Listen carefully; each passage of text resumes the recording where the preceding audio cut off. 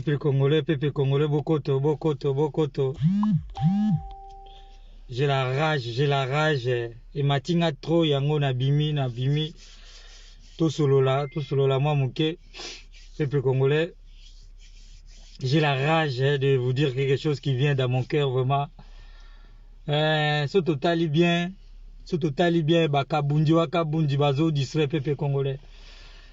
Bazo distrait peuple congolais, na ba pouvoir, na bango bazwa ki achana na, ou bazwa ki bango, bayokana gina Kabila. Kabila a détourné autant de millions, de milliards au Congo. Peuple congolais a souffrir, nandenge moko mukete. Peuple congolais a late, kouré zate, ma zate. Insalubrité na Congo, nje biso toteka ki Yesu, nje biso toteka ki Satan na Congo. Dégâts ya salité za na mboka wana Congo, peuple congolais. Na ebite soki biso to loba nini to loba te. So po lobi na Congo ba limwisi yo neti ba bomi junior. Maître junior ba oti ko boma epe na Congo wana parce que nini azape moko ya combattant mais na kati ya kin. Peuple congolais. Et puis makamnyo so ezoleka na Congo yo Tshisekedi a signé ki ba contrat na ye na Kabila pour tazwa pouvoir.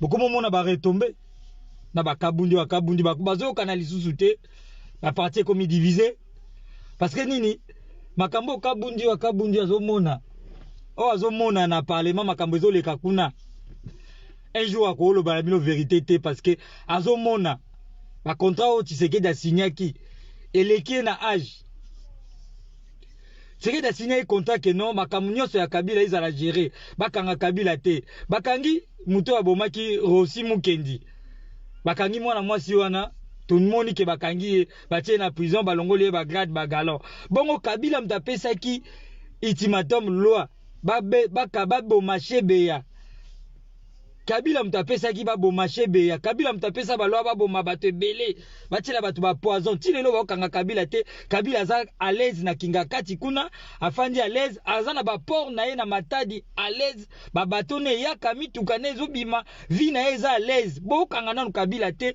bokanga bato pamba ya se na se o Tshisekedi yo yebite pouvoir yo o signé contrat eleki na âge peuple congolais a souffrir ma ezate couré ezate insalubrité na capitale à Congo nzelaka moko banda to botama nzelaka moko to botama ti lelo ka banzela wana ka to yebi Kabila sai 18 ans sale lo mota détourné kaka ti yana ki ofana kinga kati afandi kimia to tiki pa fanda kimia na kinga kati a créé pe mukili na ye atie banyama na ye atie pe ba goudron na ye a créé vie na ye kuna na kati ya kinga kati aboma ba shebeya bakangi ete aboma batebele abomi batebele Kabila bakangi ete pona nini Tshisekedi a négocié ki COP Tshisekedi a négocié ki COP na Kabila pour avoir pouvoir pour des populations ba souffrir pour des populations souffrir boye Kabila lobi ki Tshisekedi a lobi ke mboka ngo esi ekufa Congo ekufa te RDC na ekufi te RDC mabele na ezana no exploiter bien te ma ezana no exploiter bien te RDC ba richesse ezana Congo toute la richesse que nous avons au Congo RDC n'est pas mort comme dit le président Tshisekedi RDC n'est pas mort c'est toi qui tues RDC Tshisekedi c'est toi parce que tu te retrouves toi-même et toi et ta famille la population ne se retrouve pas population se retrouver te yango moni olo bake mboka eloko ezate mboka se kufa te mai wana ba bateau ezate pour exploiter mai wana pour ba congolais ba se retrouver na mbisi ba bateau ezate nzela ezate otambola kokenda ba Maroc ba Afrique du Sud omona te basala ba nzela tana ba kati na ba mboko lokola Nigeria au moins tu vas se la banzela bakati ba po ebele partout otambola ka Tshisekedi pourquoi oza muté mabe contre signaki na butuna Kabila au moins te komo bana poisa na poisa ba balabala salité courezate ma ezate ozolo ba Congo mboke kufa te yo mtobomi yango na coopération yo signaki na makambo yo signaki na Kabila na butu yango ebomi RDC kufa te RDC bazo exploiter, bazo yiba na mbujimai, bazo yiba ba cuivre, bazo yiba cobalt. Biso mo na poto to comment ba étranger, ba immigré, bato mondela au sakana biso. Un peuple congolais ne peut pas souffrir ici en Europe. Un peuple congolais ne peut pas être immigré en Europe. Mais c'est à cause de vous, les dirigeants africains, que nous sommes des immigrés ici. À cause de vous, on nous traite les étrangers ici en Europe. À cause de vous, les dirigeants magouilles, les voleurs, les détournés de l'Afrique. C'est vous, les dirigeants africains. Vous voyez les Maliens maintenant? Les Maliens sont relevés maintenant. Ils ont chassé la France. Ils ont chassé la France là-bas. Ils ont appelé les Russes pour vivre avec eux, négocier avec eux. On va voir ce qui va se passer à Mali. Mais nous, le peuple congolais, quel est le militaire qui peut se lever aujourd'hui là au Congo pour prendre le pouvoir? Il n'y a que les traîtres. Il n'y a que les traîtres qui sont au Congo, les généraux, les colonels. Ils n'ont même pas les bons salaires. Ils ont un salaire de 10 $, 20 $. Mais ils sont les traîtres pour trahir les autres. Les généraux sont que les traîtres. Il n'y a pas un qui peut prendre le pouvoir. Il arrache le pouvoir chez les civils là. Parce que les civils, ça a pouvoir, tout se retrouver. Biso to koma ba immigré ba to kata na ba mai ya ko ya poto na pasi. Liko na bino alors que mboka na biso na diamant, eza na cuivre, eza na manganèse, eza na coltan, eza na nyonso mai, eza na richesse. Mais biso to koma ba étranger na ba mboko yo kokokima mboka na biso moko, likola ba voleur, ba détourneur, ba destructeur ya mboka. Tshisekedi omoni pouvoir au signaki na Kabila ekolia yo parce que leki on a âge. Papa na kufi ya tikango. Population zo souffrir na kisensu ma ezante na mbanza Congo kuna kure ezate ma ezate avenir ezate po mutalali na tonga éviter place ni na okende misala ezate alors que toko créer ba emploi surtout bandi ko sala ba goudron na ba mboka wana nyonso na ba quartier nyonso wana eza ba congolais ndé boza na ba emploi futaka ta congolais moko 10 $ par jour et ce congolais ozala kuluna et ce congolais kenekanya makasese non. Bozo ngolo kaka bino moko, bozo iba bino moko. Tala bino na bokomi sikoyo. Bokomi ko swana bino na bino, IDPC swana nanani, oya swana nanani, oya swana nanani. Boko liana. Bino na bino boko liana bobo mana. Parce que tu sais que du pouvoir aux waki, au tuna quitté. Il n'y a pas un général là, il n'y a pas un colonel qui peut prendre le pouvoir maintenant là. On en a besoin nous les militaires. On en a besoin tous en mboka na biso. Tola besoin to zonga mboka to servir mboka na biso. Tala Mali bazui pouvoir bango moko, Guinée bazui pouvoir, basoda bazui pouvoir, mboka komi ko évoluer, ba goudé komo ko tala banzela. Et c'est biso mo te bambila to kozo pe pouvoir na mboka na biso. Pour te to régner pe un jour, biso moko basoda. Donc on peut prendre aussi le pouvoir chez nous. Pourquoi pas na RDC mutumo Goliath monta au Telema, neti Mamadou Doumbouya Telemi na Guinée kuna. Neti na Mali pe ba Telemi, bazui pouvoir bango moko. Biso kaka nzamba osala. Regardez aujourd'hui dimanche 4500 églises. Bakota batu milimo kaka yako faibli batu mitu yako dessous de batu milimo ke bozila ka nzamba osala. Nzamba osala mai eza na richesse. Nzamba osala mabele na biso eza béni. Ba cuivre ezali nzamba osala ka. Ba église etondi lelo ebela ta 10500 églises. Ba congolais bokanga na ba église wana ko bokanga ba minza mbele tondi lelo zo chama kelele lelo na kati ya mboka ba on doit babysitting population ba di ba koti population motema moko boye ya kozala ka kozela nzamba ko sanzamba osala ka ba mama na biso ba botami ba kufi pas ezo continuer kaka mam pas ezo continuer kaka ba église wana ezo tonde sakaka ba mbongo bazo enrichir ba poche na bango. Bon ba pesi Tshisekedi courage ya ozana pouvoir. Soki que soda moko azui pouvoir na Congo wana. Yo kasi be église wana nyonso ezala. Mobutu alinga ngo te. Mobutu abenga ngo binzambi nzambi. Lelo église eze belé. Batu basukoli ba ke be église wana na suko na ba ozonga banda ko boye cour ezate ma ezate alors que tozala mboko ezala richesse koleka ba Afrique belé. Tozala mboko ezala ba richesse koleka ba Afrique belé. Mais souka na kaka nzamba ko sala. Dieu va faire. Nzamba ko sala ka. Dieu fait tous les jours. Mutako sabinote. Tant tolala tolamuka nzamba sala ka. Ezande ba ndoki o bazana pouvoir. Les dirigeants malhonnêtes qui sont au pouvoir, ce sont eux qui sont en train de détruire la terre. Ce sont eux qui sont en train de voler la terre. Parce que ba bango moko botala ba milliards au Kabila détourné banda zwaka pouvoir. Nani akangiye? Botala na ba YouTube, botala ba reportage à ba France 24. Comme nani akangi Kabila. Après ça protection par Tshisekedi mutazo protéger. Bana Congo to la Mukako, il y a pas un général là qui peut s'élever pour prendre le pouvoir comme à Mali, comme en Guinée. Un peuple congolais. Tout souffrir biso moko. Tout ça la haine entre biso na biso to linganité. Toi na bolingoté, toi na bolingoté. L'église est belée 3500 églises na ba veni moko. Mais nzamba zalane na Congo te nzamba leka na ye na Congo. Congolais mutea mabe musala ko tiela baninga mbasu. Ko ina muninga ko tonga muninga ko sous-estimer muninga ye wana dimanche sa sokola ke église. L'église yango eza nini? Eza ko distraire peuple congolais. Bozo distraire peuple congolais bino. Ba dirigeants africains, bozo distraire peuple congolais. Mais vous allez payer ça ici. Il n'y aura pas le paradis. Nous t'avons ça au paradis à Zate. Dès que tu as vu la Bible na Congo, et comme on dit, il y a Bisso. Alors que la Bible est salama en Europe. Bango ba européen tande ba bongi samboka. Tande bango ba tia kimia. Na mona abotami lelo azana salaire na Europe. Mona abotami lelo azana salaire. Mona akoksa 18 ans azana salaire, azana bourse, ana nini. Aza capable de foutre la vie na ye moko ta transport na ye moko. Biso la Congo makambi so na to yebi angote. Nzamba ko sala, nzamba osala ka. Vous êtes les détournés des bongos déjà. Vous êtes détournés batu ba mitou. Na banzambe na bino minzambe na bino. Vous êtes distrait peuple congolais. Vous dites boulogi bino ba dirigeant africain. Vous êtes dingi. Nzamba osala ka. Dieu il fait tous les jours. On dort, on se réveille, Dieu il fait toujours. Donc si Moutouni la kondi ma pe saka souffre de vie tous les jours, on peut saké loko morote. Nzamba sala tous les jours, mais bino de bando qui a Congonde. Bolingi te peuple congolais évolué. Peuple congolais botami na kombo mapasi. Akoli akufi na kombo mapasi. Pona nini? Pona bino bozo tchana ba poche na bino moko. Mobutu yona kufi. Ba immeuble no sa tonga ke na zéro. Bino no sa bombisa ki ba milliard. Oh iba ke zéro.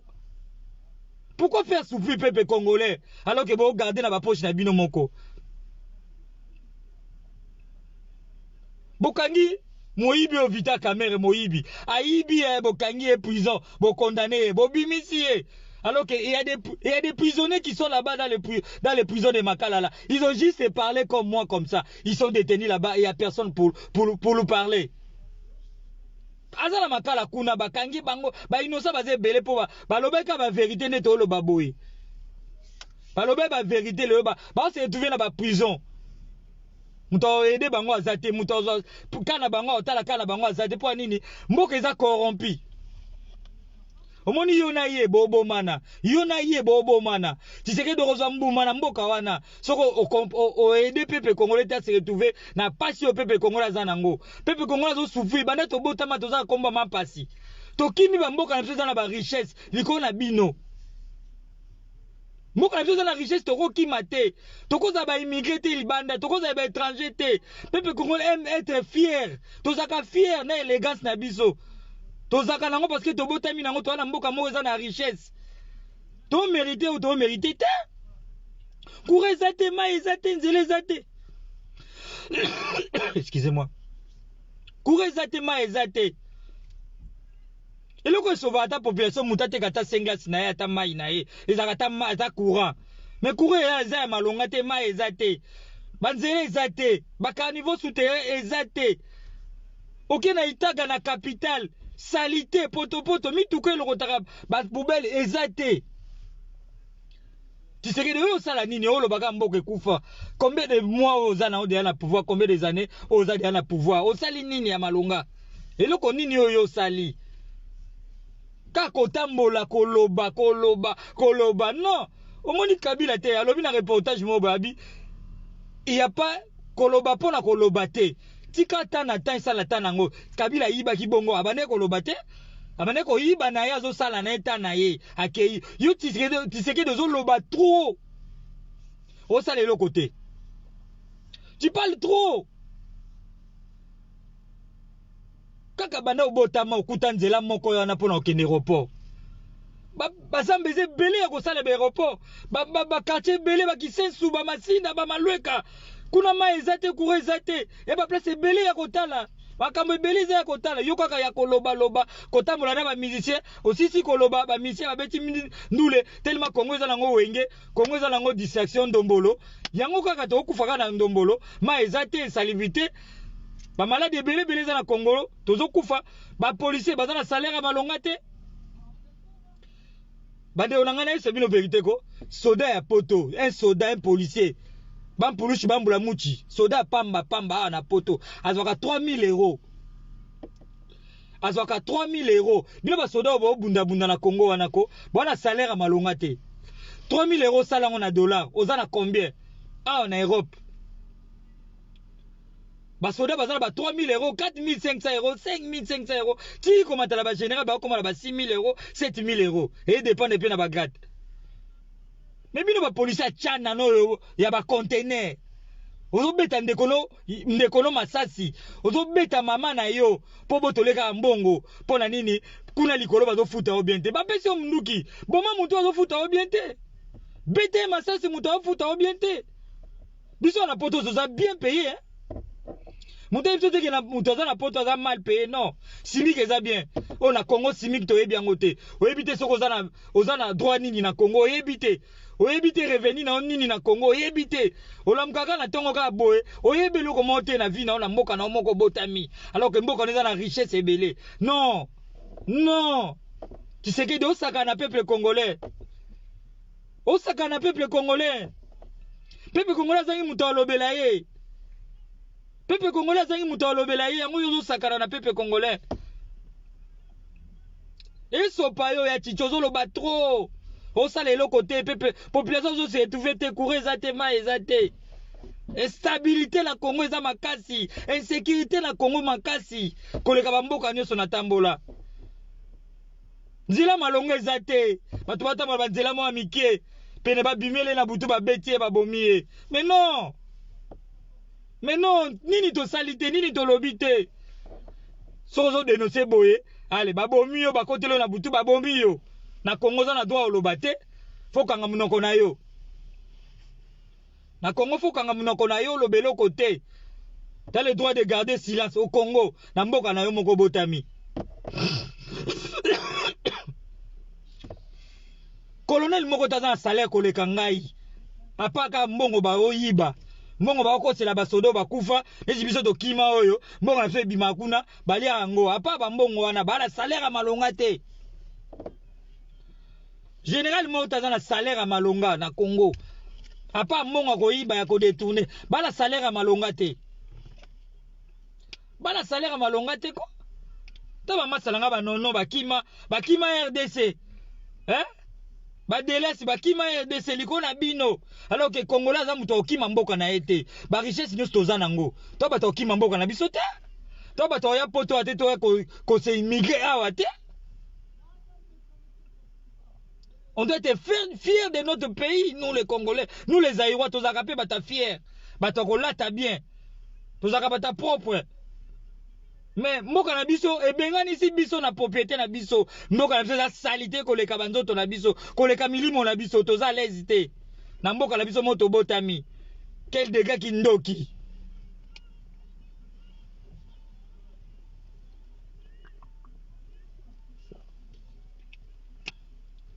vous allez payer Tshisekedi tu dois payer na mboka wana ya mfumu Kimbangu mfumu mvuluzi okofuta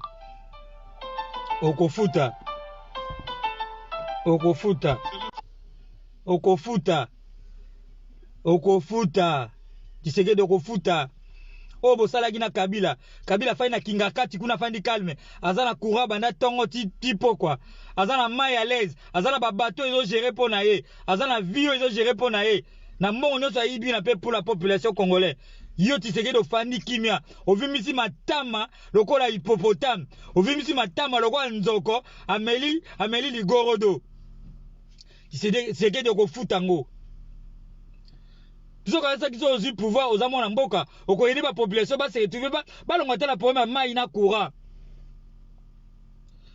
ça ta banzela ba quartier belé ba boucher ezala te so sali ba déviation belé ndenge na Maroc basala Na Maroc ba déviation zebele, ba pont zebele partout. Kaka na capitale soke na Nigeria na capitale ya Nigeria. Ozoka na esengo. Ozoka na esengo ko vivre. Banzela ba pont ebele na banzela likolo partout. Ba mituka nyonso ba autoroute banini na kati ya capitale. Tshisekedi de l'Union sali na Congo. Kaka lobe belé, ujua kula trop, ozo loba trop. Alors que la terre là est bénie. Mundele mota koko si sa bénédiction ya terre wana o nzamba pesa biso na Congo. Mundele mota ko si sa richesse wana. Yo loba mboke kufa. Mboke kufa pona yo parce que yo mutu ezala bazelu. Okofuta, tu dois payer.